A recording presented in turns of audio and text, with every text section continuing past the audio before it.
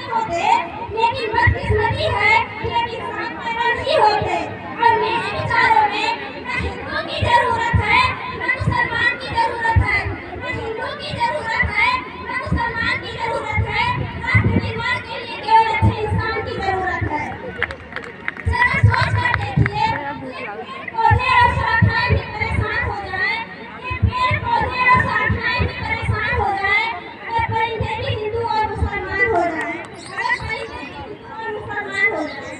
इसी तरह हमारे समाज में कई तरह की बीमारियां हैं, वजह है हमारा अंधविश्वास।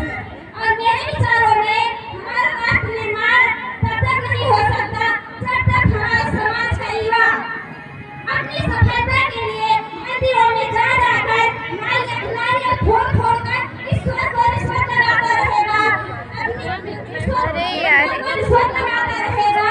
हमारे समाज का शिक्षित वर्ग नहीं दिल्ली के रास्ता काटने पर खड़े हो जाना, अपनी जाति को ऊंचा बताकर दूसरों की जाति और दूसरों की धर्म की रहेगा। हमारे समाज से अंधविश्वास बढ़ेगा, नहीं हमारा राष्ट्र निर्माण संभव हो पाएगा।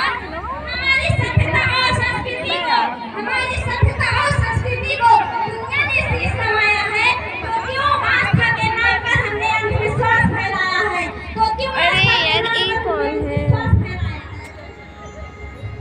हमारे विचारों में, मेरे विचारों में हमारा राष्ट्र निर्माण तब संभव होगा जब हमारे देश में महिलाओं की पूजा नहीं उनकी इज्जत की जाएगी। हमारा राष्ट्र निर्माण तब संभव होगा, हमारा राष्ट्र निर्माण तब संभव होगा जब हम जात का आरक्षण नहीं सामाजिक सशक्तिकरण पर बात करेंगे।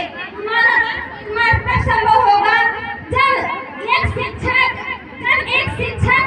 वेतन प्राप्ति के उद्देश्य से नहीं बल्कि अच्छी शिक्षा प्रदान के उद्देश्य से पढ़ाएगा। असल मायने में हमारा राष्ट्र निर्माण तब संभव होगा जब एक गरीब बच्चा मध्याह्न भोजन के लिए नहीं बल्कि ज्ञानार्जन के लिए सरकारी स्कूलों की चौखट पर कदम रखेगा। हमारा राष्ट्र निर्माण तब तक संभव नहीं हो सकता जब तक एक नागरिक नैतिक रूप से सटीक,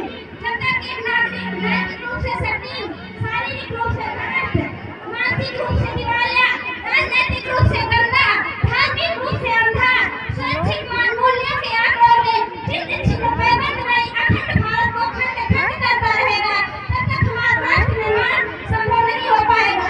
बड़ी बड़ी बातें नहीं, छोटी छोटी कोशिशें करनी होगी, क्योंकि ठोकरें हम पहाड़ों से नहीं पत्थरों से लगा करती हैं। I being an Indian, I being a student, I being a citizen, feel proud being an Indian। मैं करना चाहूँगी अपने देश के हर उस